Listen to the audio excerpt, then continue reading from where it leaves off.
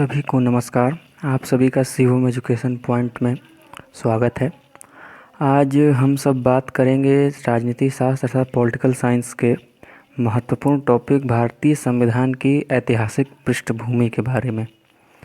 जैसा कि हम सभी जानते हैं कि भारतीय संविधान का निर्माण अचानक नहीं हुआ, विभिन्न चरणों में क्रमगत होता गया है। आपके सामने एक ग्राफ दिया है, इसके माध्यम से हम सब समझने का प्रयास करेंगे कि भारतीय संविधान का निर्माण किन किन चरणों में पूरा हुआ। इन सभी चीज़ों को बताने से पहले संविधान क्या है, इसकी चर्चा करना आवश्यक है। भारतीय संविधान एक ऐसा दस्तावेज है, एक ऐसी पुस्तक है जिसमें किसी सरकार के संचालन को कैसे किया जाए, उसके नियम, उपनियम, उपबंध इत्यादि का उल्लेख बड़े ही विस्तृत रूप में किया गया है। अब आते हैं हम कि भारतीय संविधान का निर्माण हुआ तो उसके पीछे उसकी पृष्ठभूमि क्या थी। हम जानते हैं कि भारतीय संविधान के निर्माण के समय के पहले भारत पर ब्रिटिशों का राज था। ये ब्रिटिश राज्य 16वीं शताब्दी में कायम हुआ और 1947 तक इसी तरह बना रहा। लेकिन इसी के बीच मध्य में हम जानते हैं कि विभिन्न प्रकार के एक्ट आते गए, जिनके फलस्वरूप भारतीय संविधान के निर्माण की प्रक्रिया कुछ हद तक सफल हुई या बनती गई। जिसमें हम यदि बात करें तो भारतीय संविधान के ऐतिहासिक पृष्ठभूमि को समझने के लिए हम उसके एक्ट को समझने के लिए उसको दो भागों में बांट सकते हैं।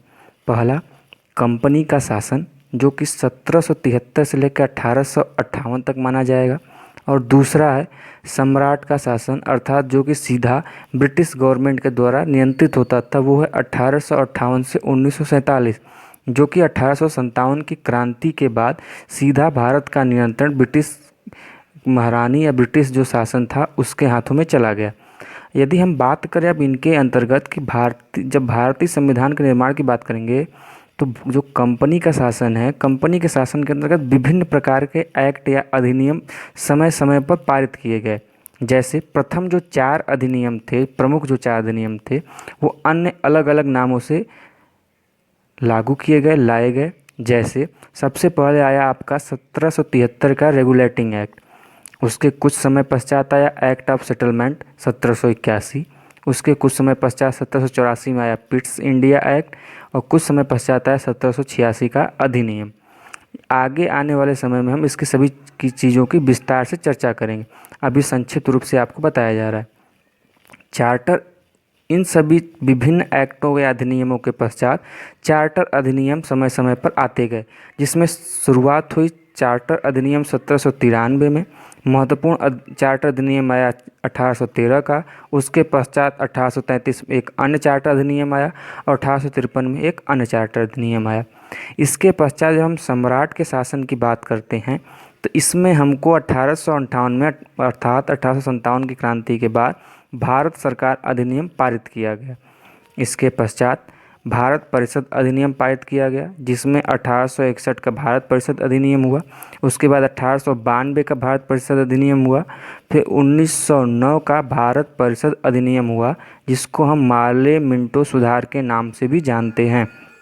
अब बात करते हैं भारत परिषद अधिनियम के पश्चात भारत शासन अधिनियम अर्थात भारत शासन एक्ट की बात की जाती है, जिसमें 1919 का भारत शासन अधिनियम आता है, जिसको मॉन्टेग्यू चेम्सफोर्ड सुधार के नाम से भी जानते हैं। अभी बात आई मार्ले मिंटो सुधार और मॉन्टेग्यू चेम्सफोर्ड सुधार। इसको क्यों कहा जाता है, इसके पीछे रीज़न क्या है, इसके आगे हम विस्तार में चर्चा करेंगे। मॉन्टेग्यू चेम्सफोर्ड सुधार के बाद 1935 में भारत शासन अधिनियम पारित हुआ। उसके पश्चात कुछ समय पश्चात भारतीय स्वतंत्रता अधिनियम 1947 प्राप्त हुआ, जब भारत स्वतंत्र हुआ।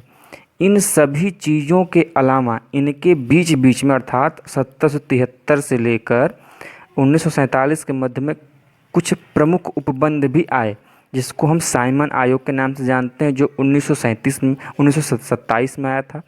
अगस्त प्रस्ताव 1940 में, क्रिप्स मिशन 1942 में, कैबिनेट मिशन 1946 में, Balkan plan, Dickie Bird plan या इस्मा प्लान 1947 में भारत आया।